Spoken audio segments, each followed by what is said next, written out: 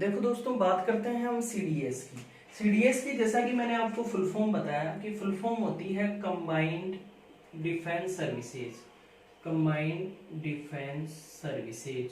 और इसके अंदर कौन अप्लाई कर सकता है? या तो आपकी ग्रेजुएशन हो जानी चाहिए किसी भी स्ट्रीम से, क्लियर, जैसे बीटेक हो, बीएससी हो, बीए हो या बीकॉम हो, जो भी है आपका आपका कंप्लीट हो जाना चाहिए, क्लियर। तो कंबाइंड डिफेंस सर्विसेज में या तो आप ग्रेजुएट होने चाहिए, आपकी ग्रेजुएशन हो जानी चाहिए, ठीक है, ग्रेजुएट ग्रेजुएट होने चाहिए, या फिर आप इक्विवेलेंट होने चाहिए। अब इसके अलावा जो इंफॉर्मेशन है वो क्या है, सुनना। क्या गर्ल्स और बॉयज जा सकते हैं दोनों इसमें? दूसरी इंफॉर्मेशन ये होती है गर्ल्स और बॉयज। तो हमेशा ध्यान रखना, इसमें अलग अलग पोस्ट निकलती हैं। जैसे एक निकलती है एएफए, एक निकलती है आईएमए आपका, एक निकलती है आईएनए निकलती है, और एक निकलती है आपकी ओटीए। ये पोस्ट हैं अलग अलग। तो इसमें 4 प्रकार की पोस्ट निकलती हैं। इन पोस्टों की जानकारी होना अनिवार्य है, क्लियर।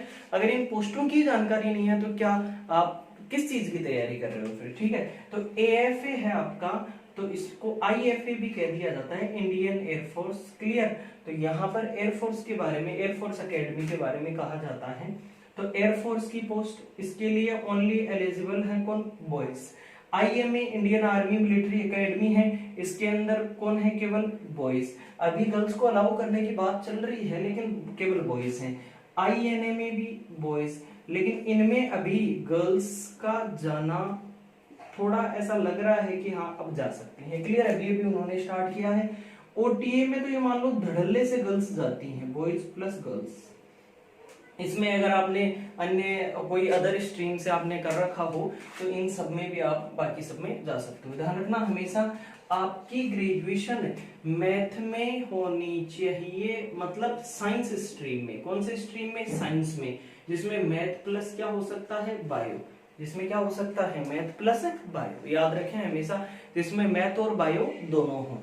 अगर मैथ के कैंडिडेट हो तो आप आईएमए के लिए, इन सब के लिए अप्लाई कर सकते हो, सब के लिए। कौन सा स्टूडेंट? जो मैथ का होगा, क्लियर। अभी सिलेबस की हम चर्चा करेंगे कि सिलेबस में आपको क्या क्या दे रखा है, लेकिन मैथ का स्टूडेंट चारों के लिए अप्लाई कर सकता है। लेकिन मैथ के अलावा जो पेपर होंगे, जैसे इसके अलावा जो स्टूडेंट होंगे वो ओनली ओटीए के लिए अप्लाई कर सकते हैं, क्लियर। तो दोबारा सुनना मेरी बात, जो मैथ वाला स्टूडेंट होगा वो चारों के लिए अप्लाई कर सकता है, अर्थात वो ऑफिसर बन सकता है इंडियन एयरफोर्स में, मिलिट्री में अर्थात आर्मी में, नेवी में, और ओटीए जो अदर वर्क्स होता है आपके लिए, उसके लिए। सारी चीजें मैं अभी एक्सप्लेन करूंगा आपके लिए, लेकिन एक बार इस चीज को समझिए कि कौन तैयारी कर सकता है, कौन नहीं कर सकता। नेवी में आपने देखा होगा अधिकारियों के पद पर गर्ल्स जाने लग गई हैं, मिलिट्री में भी जाने लग गई हैं, तो इन दोनों के लिए अभी स्टार्ट कर दिया जाना गर्ल्स ने। पहले गर्ल्स को अलाउ नहीं था, यहाँ गर्ल्स जाती हैं शुरू से। यहाँ पर गर्ल्स की रैंक अधिकारियों के लेवल पर जाने लग गए, लेकिन यहाँ से नहीं जाते, वो दूसरे स्ट्रीम से जाते हैं, क्लियर। गर्ल्स का अभी यहाँ से भी स्टार्ट होने का है मतलब, लेकिन एफ कैट से ज्यादा गर्ल्स चुनकर जाती हैं यहाँ पर, क्लियर। तो यहाँ से भी आप इस चीज का ध्यान रखें। तो मैथ का कैंडिडेट चारों स्ट्रीम में जा सकता है, लेकिन मैथ के अलावा जो कैंडिडेट होगा वो केवल ओटीए के लिए अप्लाई कर सकता है, क्लियर। किसके लिए? ओटीए के लिए। और इसमें एज रेस्ट्रिक्शन भी है, तो एज की भी हम बात करेंगे। आप नोटिफिकेशन में सदैव एज को भी ध्यान रखें। किसको ध्यान रखें? आप हमेशा एज को, कि आपकी एज कितनी है। ध्यान रखना आपकी, जैसे 12th स्टैंडर्ड आप पास आउट होते हैं तो आपकी नेवी एयरफोर्स में जस्ट 19.5-20 साल तक लेते हैं केवल, लेकिन यहाँ आप ग्रेजुएट होकर जा रहे हैं तो आपकी एज थोड़ी सी ज्यादा होती है, यहाँ 23-24 साल तक वो करते हैं। और ओटीए में इनमें 1-2 साल ज्यादा होता है। एफकेट में भी ग्राउंड ड्यूटी के लिए ज्यादा होता है, फ्लाइंग ब्रांच के लिए 23-24 ईयर्स होता है, क्लियर। तो यहाँ अगर बात करें यहाँ पर सिलेबस की, किसकी बात करें? सिलेबस की। तो सिलेबस क्या होता है उसकी चर्चा करते हैं। देखो सिलेबस की बात करते हैं। सिलेबस में अगर हम बात करें तो यहाँ 3 प्रकार के पेपर होते हैं, पेपर नंबर 1, पेपर नंबर 2 और पेपर नंबर 3। देखो फर्स्ट जो पेपर होता है आपका वो सदैव इंग्लिश का पेपर होता है, याद रखें हमेशा। फर्स्ट जो पेपर होगा वो किसका होगा? इंग्लिश का पेपर होगा। सेकंड जो पेपर होगा वो आपका जनरल अवेयरनेस का होगा, क्लियर। किसका होगा? जनरल अवेयरनेस का। और थर्ड जो पेपर होगा वो किसका होगा? आपका मैथ्स का पेपर होगा, क्लियर। तो अभी मैंने कहा कि ओटीए में तो मैथ्स वाले जाते ही नहीं है ओटीए में, लेकिन एज आउट हो जाएगी तो आप ओटीए में जा सकते हैं। बाकी अदर जो बायो वाले होंगे वो मैथ्स का पेपर क्यों देंगे, भाई जो बायोलॉजी स्ट्रीम से है वो मैथ का पेपर देगा ही नहीं। इसका मतलब मैं ये कह सकता हूं कि यहाँ पर इसके 120 क्वेश्चन आते हैं। कितने क्वेश्चन आएंगे? 120। और जो नंबर होते हैं, मार्क्स होते हैं, वो होते हैं 100। याद रखना 100 नंबर का पेपर होता है। तो आप डिवाइड कर सकते हो 1% के कितने नंबर हुए। यहाँ भी जो क्वेश्चन होंगे वो 120 होंगे और इसके भी जो मार्क्स होंगे वो कितने होंगे? 100 होंगे। अब ध्यान रखना यहाँ पर जो लोग होंगे वो ओटीए वाले होंगे, यहाँ जो लोग होंगे वो किसमें होंगे? ओटीए वाले लोग होंगे। इसके अलावा जो लोग होंगे मैथ से जो देंगे वो आईएमए, आईएफए, एएफए और आपका जो आईएनए है नेवल एकेडमी, मैथ के 100% होंगे और ये 100 ही मार्क्स के होंगे। क्लियर। तो ये आपका रहता है पूरा शेड्यूल। तो आपको अगर कभी आप सीडीएस की तैयारी करो तो आपको ये 3 सब्जेक्ट, अगर आप मैथ स्ट्रीम से हैं तो आपके तीनों सब्जेक्ट रेडी होने चाहिए, और अगर आप मैथ सब्जेक्ट से नहीं है, मैथ स्ट्रीम से नहीं है, तो आपके ये 2 सब्जेक्ट रेडी होने चाहिए। क्लियर। लेकिन अब ये एक वन डे एग्जाम होता है, याद रखें हमेशा वन डे एग्जाम। आप सोचते होंगे ये अलग अलग दिन होंगे, ये एक ही दिन में 2-2 घंटे के पेपर होते हैं। जैसे मैं टाइमिंग भी बता देता हूं, 10 से 12 पहला पेपर होता है आपका।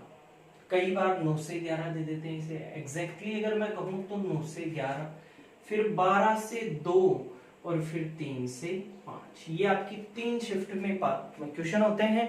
और ध्यान रखें जो ओटीए वाले होंगे वो 2 एग्जाम देकर निकल जाते हैं। जैसे आप शुरू में जाओगे ना एग्जाम में, तो आपको एग्जाम में लगभग एग्जामिनेशन हॉल भरा हुआ मिलेगा, लेकिन जब आप 2 पेपर दे चुके होंगे और तीसरे पेपर के लिए अपीयर होंगे तो आधे ही लोग नहीं मिलेंगे आपको क्लासरूम में, बिकॉज यहाँ पर ओटीए वाले लोग क्लासरूम छोड़ के जा चुके होंगे, उनका थर्ड पेपर नहीं होगा। थर्ड पेपर केवल जो मैथ्स स्ट्रीम से होंगे उन्हीं कैंडिडेट्स का होगा, क्योंकि उन्हें ऑफर भी है कि फिर वो एएफए में भी जा सकते हैं, आईएमए भी जा सकते हैं और आईएनए में भी जा सकते हैं। क्लियर। ये ध्यान रखें। और यहाँ जो मैथ्स नहीं देता, ये 2 ही पेपर देता है, वो केवल किस में जा सकता है आपके पास? ऑफिसर्स ट्रेनिंग एकेडमी ओटीए में। ओटीए की फुल फॉर्म क्या होगी? Officers training academy. क्लियर। ये air force academy, Indian military academy, Indian naval academy. Clear. Full form का पता लग गया। तो ये आपका सिलेबस हुआ। लेकिन ध्यान रखें अब रही पास मार्किंग की बात। भाई आपने ये तीनों पेपर दे लिए, मान लो आप मैथ स्ट्रीम से वो तीनों दे लिए, मैथ से आप नहीं हो, मैथ नहीं है आपकी 11वीं 12वीं में, तो आपको 2 ही पेपर देने हैं। तो ध्यान रखें मिनिमम क्राइटेरिया है आपके, मिनिमम 20 नंबर आना बहुत जरूरी है। याद रखना मिनिमम क्राइटेरिया कितना है?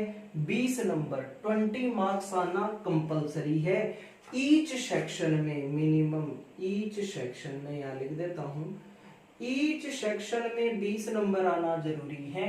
अगर आपके एक सेक्शन में तो full out of full number बहुत धांसू जा रहे हो और एक में आपके 19.5 नंबर रह गए, तो आपकी ये एग्जाम फेल मानी जाएगी, आपको क्लियर नहीं किया जाएगा। क्लियर। ध्यान रखें इस बात का। तो ईच सेक्शन में कम से कम 20 नंबर होना जरूरी है, कम से कम 20 नंबर, और कट ऑफ धीरे धीरे बढ़ती जाती है। ओटीए के लिए तो ज्यादा ही जाती है, ये मान लो एएफए के लिए भी जाती है। मैंने खुद ने 2 बार सीडीएस क्वालिफाई किया है, तो मुझे पता है कि किस प्रकार से हम क्या कर सकते हैं। इसके बाद की बात होती है जब हम ये एग्जाम क्लियर कर चुके होते हैं, यही समझना इस बात को, जब हम ये एग्जाम क्लियर कर चुके होते हैं, देन हमारे रिजल्ट के बाद में हमें एसएसबी इंटरव्यू के लिए बुलाया जाता है। किसके लिए बुलाया जाता है? हमें एसएसबी इंटरव्यू की डेट्स दी जाती हैं, जो हमें खुद की चॉइस के अकॉर्डिंग सेलेक्ट करनी पड़ती हैं। तो सबसे पहला फेज ये रहा कि अगर हम आर्म्ड फोर्सेज में सर्व करना चाहते हैं तो ग्रेजुएशन के बाद में, जैसे 10th 12th करते ही कोई व्यक्ति आर्म्ड फोर्सेज में चूक जाता है, अगर कहीं आईआईटी की तैयारी करने लग गया, मान लो आईआईटी जेएम की तैयारी करने लग गए और किधर इधर उधर भटक गए, लेकिन उसके बाद में उसके पास आर्म्ड फोर्सेज में अधिकारी बनने का एक सुनहरा मौका रहता है, और वो है सीडीएस के थ्रू। और ये एक यूपीएससी की पोस्ट है, गजेटेड लेवल की पोस्ट है, बहुत अच्छी पोस्ट है। क्लियर। तो एसएसबी इंटरव्यू के बाद में आगे क्या होता है वो भी बात करेंगे, लेकिन ये हमारा, ये मान लो पहला कदम हमारा ये है, फर्स्ट फुट जो है हमारा वो ये है। पहले हमें ये करना है, एग्जाम क्लियर करनी है जिसमें मिनिमम क्वालिफाई ईच सेक्शन में कितने नंबर चाहिए, 20 नंबर चाहिए। ईच सेक्शन में कितने नंबर चाहिए, 20 नंबर। ये क्वालिफाई होना जरूरी है, तब जाके हम आगे कुछ बात करेंगे। क्लियर? तो ये रही बात किसकी, सीडीएस की। इसके बाद में होता है एसएसबी इंटरव्यू, उसकी भी बात करेंगे। लेकिन नेक्स्ट सेक्शन में हम एफकेट की बात करेंगे कि एफकेट में कितना क्या कट ऑफ जाता है, कितना क्या रहता है, उसकी बात।